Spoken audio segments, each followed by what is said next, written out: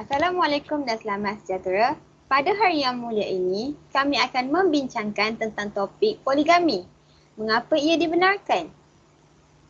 Sebelum saya menjawab persoalan tersebut, saya akan memperkenalkan ahli kumpulan kami. Kumpulan kami terdiri daripada 4 orang iaitu Nur Diana, Nur Aziza, Nur Hanis iaitu saya sendiri dan Nur Syahidah. Next, slide kami terbahagi kepada 4 bahagian iaitu yang pertama adalah maksud poligami, yang kedua adalah syarat-syarat poligami, yang ketiga adalah hikmah poligami dan yang terakhir adalah kesan poligami jika tidak mengikut syarat. Next. Mari kita bincangkan tentang mengapa lelaki dibenarkan beristeri lebih daripada satu dalam Islam. Mengapa ia dibenarkan?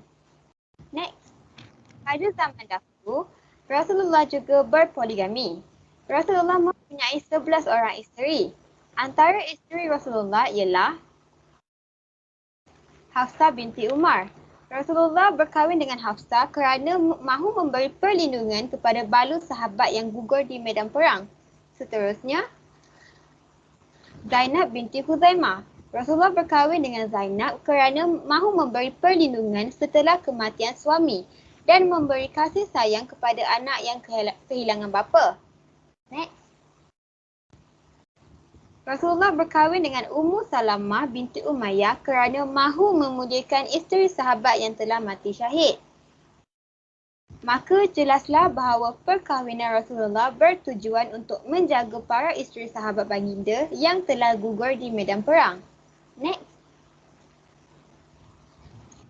Allah berfirman, dan di antara tanda-tanda kekuasaannya ialah dia menciptakan untukmu isteri-isteri dari jenismu sendiri, supaya kamu hidup tenteram bersamanya. Dan dia juga telah menjadikan di antaramu suami isteri rasa cinta dan kasih sayang. Sesungguhnya yang demikian itu benar-benar terdapat tanda-tanda bagi kaum yang berfikir. Al-Quran Surah Ar-Rum ayat 21. Sebelum itu, adakah anda tahu maksud poligami? Mari saya terangkan. Maksud poligami dari segi bahasa ialah banyak isteri.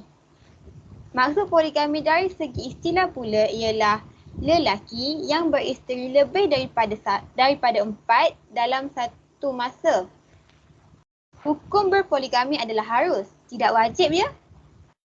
Slide seterusnya saya akan paskan kepada Nur Syahidah. Terima kasih. Terima kasih Nurhani. Saya Nur Syahidah binti Ratani, nombor matrik 17 DDT 19F 2001. Saya akan menerangkan mengapa lelaki dibenarkan berpoligami. Seseorang lelaki dibenarkan berpoligami jika memenuhi syarat-syarat berpoligami. Yang pertama, disyaratkan perlu berlaku adil. Berlaku adil terhadap diri sendiri. Seorang suami yang selalu sakit-sakitan dan mengalami kesukaran untuk bekerja mencari rezeki sudah tentu tidak akan dapat memelihara beberapa orang isteri. Apabila dia tetap berpoligami, ini bererti dia telah mengenai dirinya sendiri. Sikap yang demikian adalah tidak adil. Kedua, ada di antara para isteri. Setiap isteri berhak mendapatkan hak masing-masing dari suaminya berupa kemesraan hubungan jiwa. Nafkah berupa makanan, minuman, pakaian, tempat tinggal dan lain-lain yang diwajibkan oleh Allah kepada setiap suami. Adil memberikan nafkah. Dalam soal adil memberikan nafkah ini, hendaklah si suami tidak mengurangi nafkah dari salah seorang isterinya dengan alasan bahawa si isteri itu kaya atau ada sumber keuangannya, kecuali atau isi isteri itu rela. Suami boleh mengajukan isterinya untuk membantu dalam soal nafkah tetapi tanpa paksaan. Memberi nafkah yang lebih kepada seorang isteri dari yang lain-lainnya diperbolehkan dengan sebab-sebab tertentu. Misalnya, si isteri tersebut sakit dan memerlukan biaya rawatan sebagai tambahan.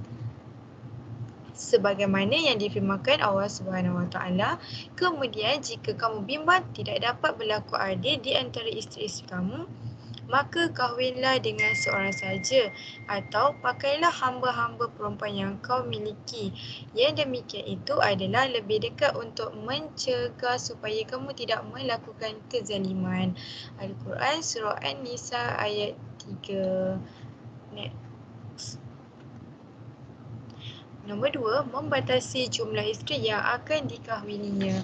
Pembatasan ini juga bertujuan membatasi kaum lelaki yang suka dengan perempuan agar tidak berbuat sesuka hatinya. Syarat ini telah disebutkan oleh Allah Subhanahu Wa Taala dengan firman-Nya, maka berkahwinlah dengan sesiapa yang kamu berkenan dari perempuan-perempuan lain, 2, 3 atau 4. Al-Quran Surah An-Nisa ayat 3. Slide seterusnya. Nombor 3, suami mampu dari segi jasmani dan kewangan. Mampu memberi nafkah asas seperti pakaian, makan, minum dan tempat tinggal. Mampu menyediakan kemudahan asas yang wajar seperti pendidikan dan sebagainya. Sihat tubuh badannya dan tidak berpenyakit. Yang dimaksudkan dengan nafkah di sini ialah nafkah zahir. Sebagaimana Rasulullah SAW bersabda yang bermaksud, wahai sekalian pemuda, sesiapa di antara kamu yang berkuasa mengeluarkan nafkah, maka hendaklah kamu berkahwin. Dan sesiapa yang tidak berkuasa, hendaklah berpuasa. Terima kasih. Itu sahaja daripada saya. Saya akan paskan kepada Nur Aziza. Terima kasih Syahida. Saya Nur Aziza binti Hamzah, nombor matrik 17 DT 19F2058 akan menerangkan tentang hikmah poligami. Yang pertama, melindungi wanita yang tidak berkahwin daripada hidup dalam fitnah dan kebatilan. Yang kedua, mengelakkan zina dengan menggalakkan poligami supaya hubungan kelamin dilakukan secara sah, iaitu hubungan suami dan isteri. Ketiga, mengasihi dan melindungi wanita daripada bencana dan penderitaan sebagai wanita simpanan dan alat pemuas nafsu bagi mereka yang kaya raya. Keempat, membenarkan suami menjaga kebajikan dan keperluan isteri yang mengalami kejayatan seumur hidup meskipun telah berkahwin yang lain. Seterusnya saya akan bagi kepada Nur Diana. Terima kasih Nur Aziza. Okey, nama saya Nur Diana binti Ma'afu. Nombor matrik adalah 17 JT 19F2006. Okey. Bukan sahaja poligami ada kesan positif tetapi ada juga kesan negatif jika tidak mengikut syarat. Yang pertama, anak-anak tidak mendapat perhatian yang sewajarnya daripada ibu bapa. Kerana apabila ramai isteri maka ramailah anaknya. Kasih sayang seseorang bapa akan terbahagi. Bapa tidak mampu untuk memberikan nafkah yang secukupnya.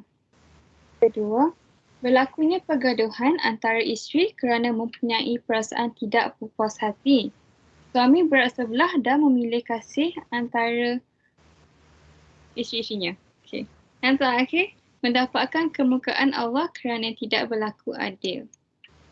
Seterusnya, Nabi SAW pernah bersabda, sesiapa yang mempunyai 2 orang isteri lalu dia cenderung memberi keistimewaan kepada salah seorang daripada keduanya, dia akan dibangkitkan pada hari kiamat dalam keadaan sebelah bahunya sengit. Riwayat Abu Daud dan Imam Tirmizi. Itu sahaja daripada kami. Sekian, terima kasih.